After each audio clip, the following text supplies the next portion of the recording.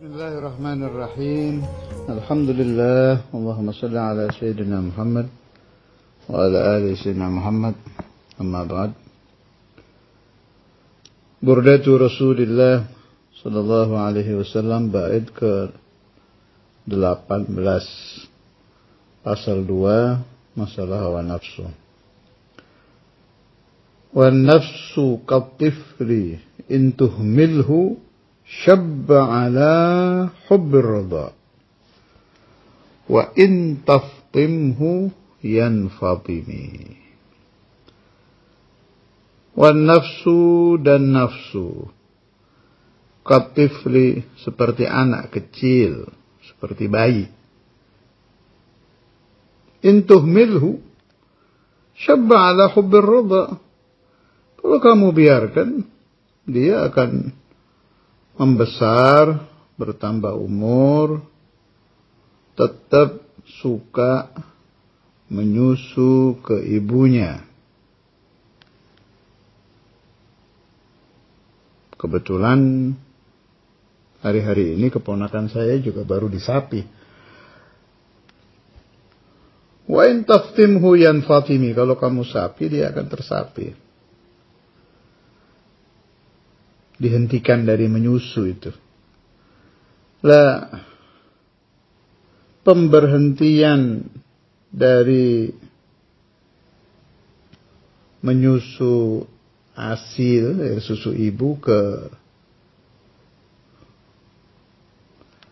penyapian di sapi itu ada metode. Kemarin jadi obrolan di keluarga itu ada metode macam-macam lah. Ada yang dikasih ini, dikasih itu, pokoknya ya dikasih kopi, dikasih apa lah. Pokoknya tujuannya biar si bayi ini terlupa daripada menyusu ASI. Nah, di situ kita perhatikan satu proses. Ini lama loh. Istiqomahnya bayi menyusu air susu ibu itu kan sampai 2 tahun. Jadi selama 2 tahun, si bayi yang masih suci ini, masih fitro ini, dia nggak bisa meninggalkan air susu ibu. Istiqomah di situ. Fitrahnya majbulah, ya sudah seperti itu.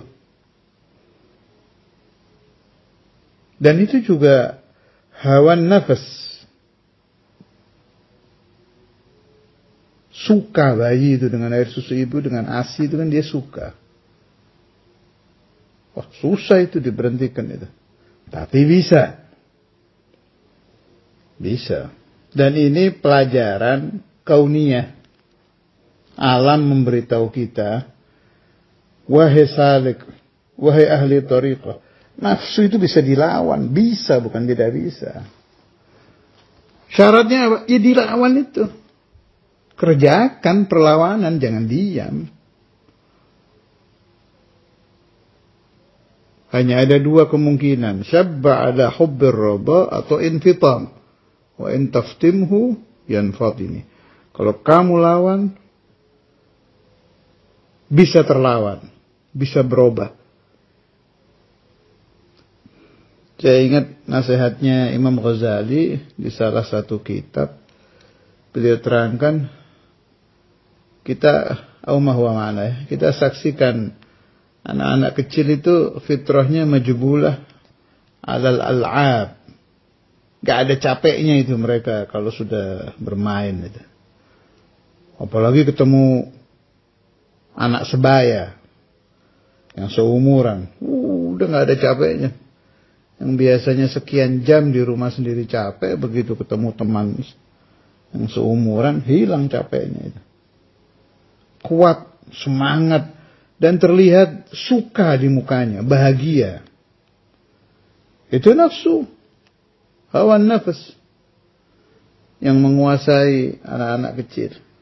Nah, kata Imam Ghazali, kamu juga bisa begitu. Kamu bisa tidak merasakan capek, bisa sukacita, bisa senang di dalam ibadah Tetapi mujahadah dulu. Kalau anak kecil itu tanpa mujahadah sudah oke, sudah asyik masyuk dengan bermain-main, kita orang-orang tua bisa ke sana. Tapi lewat infitan, dilawan dulu, baru masuk ke hawa nafsu baik. Atau yang lebih dikenal dengan sebutan nafsu mutmainnah. Dan itu pasti. Pasti, semua orang sama ini. Tidak ada bedanya. Hanya waktu mau masuk ke sana itu yang berat itu. Berat betul. Apalagi kalau si bayi tadi kan terbiasanya mengikuti hawa nafsu asi itu kan 2 tahun. Nah, kita orang-orang tua berapa puluh tahun ini. Terbiasa dengan mengikuti hawa nafsu. Tapi bisa. Itu janji Allah. Walladzina jahadu fina lanahdiyannahum subulana. Lepas dari janji Allah memang bawaan nafsu begitu. Kalau dilawan dan istiqamah di dalam perlawanan itu kita lakukan, dia akan pasti terkalahkan. Sudah lalu ya pembahasannya. Yang terkalahkan sebetulnya bukan nafsunya tapi hawanya. Sifatnya. Kalau nafsu sih ya di situ itu. Mau ruh orang tidak baik, orang baik, ya zatnya sama. Yang akan berubah itu hawanya. Nah, butuh proses.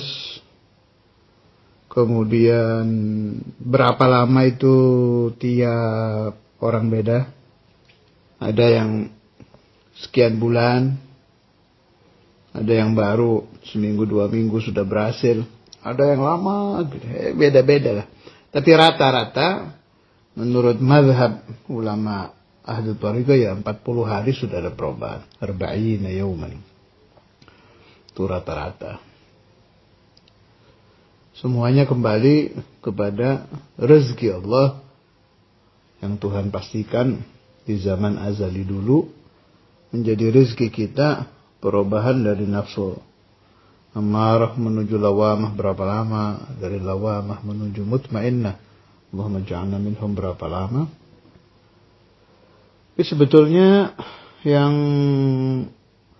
harus dipikirkan itu bukan kapan berhasil, nggak ada masalah itu. Kalau Anda meninggal di tengah-tengah perjalanan sedang berusaha keras merubah nafsu amarah menjadi nafsu lawamah, sedang berusaha keras dari nafsu lawamah menjadi mutmainnah. Belum berhasil tapi berusaha keras nih. Oh, tetap husnul khotimah, jaminan itu.